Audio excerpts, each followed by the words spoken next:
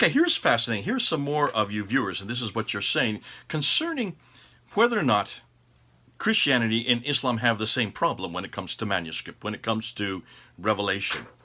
Here's one by Rug 49, and he says this: the way that Christianity and Islam spread is more important than the existence of any original manuscripts.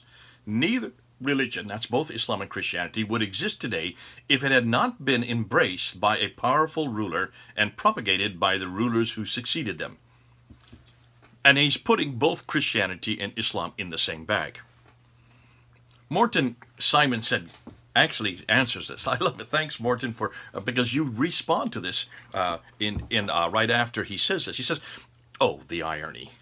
Islam spread by the tip of the sword. Even Muhammad himself could not get things going in Mecca, by peaceful means, that is. He had to move to Medina and start writing according to your traditions. Christianity cannot boast of military means, but still spread in the Roman Empire.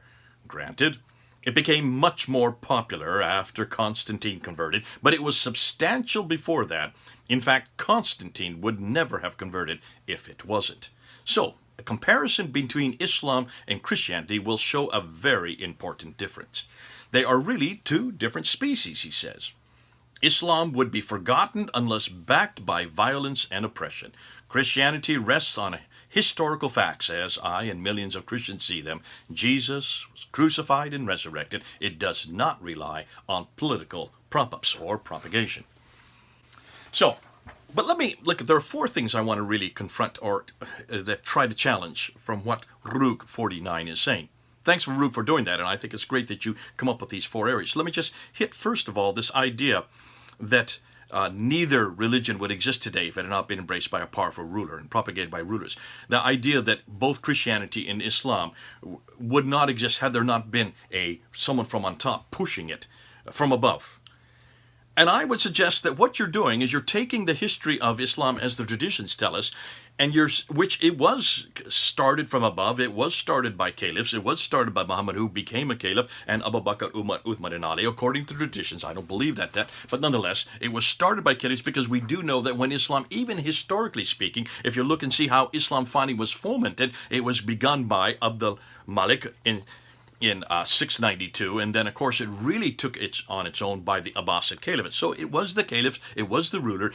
Whether you take the historical route or whether you take the Islamic traditional route, either way, both of those paradigms start from the premise that Islam was created by rulers and maintained by rulers and enlarged by rulers, caliphs in the case of Islam. Now, what Rug 49 is saying is, the same thing must have existed for Christianity, and you haven't done your history lessons. Go look and see. Christianity did not begin, nor was it started, nor was it fomented by any rulers. In fact, Christianity for the first 300 years was as poor as you could get, was as persecuted as you could get, by virtue of the fact that they were poor and they were persecuted and were not powerful. They were destitute, and that's why Christianity is completely different than Islam. Do not compare the two. We do not have the same beginnings. For 300 years, we had no power. For 300 years, we were persecuted, and for 300 years, we tended to be poor.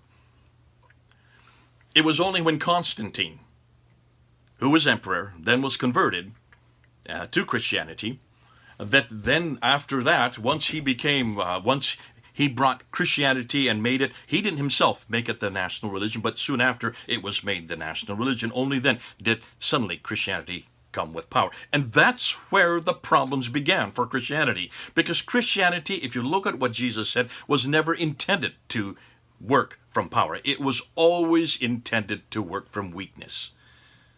We are not to be, the state and the church are not to come together. Christ said very clearly, give to Caesar what belongs to Caesar and give to God what belongs to God. And we give to God what belongs to him. And we do not go to Caesar to eradicate or try to eradicate all our problems. We always go back to God. And that's why for the first 300 years we were persecuted. We were under the sword. We never used the sword. The sword was always used against us. What was fascinating, according to the latest statistics, historical findings, when Christ died and when the church began, certainly at the time of the book of Acts, right after Christ's death and resurrection, and then his ascension up to heaven. Historians believe that there were maybe around 500, possibly as many as 2,000 Christians at that time, immediately after Christ's death. We can't know for sure, but it's estimated about 2,000. By the 4th century, that means within 300 years of Christ's death, the church had grown from that 500 to 2,000 up to 30 million. Up to 30 million. So the growth of Christianity had nothing to do with power, had nothing to do with the sword, had nothing to do with any kings or emperors that controlled it. The greatest growth in the history of Christianity in the last 2,000 years, if you look and see from 500 to 30 million, was under persecution. So don't confuse the two. They're not alike at all.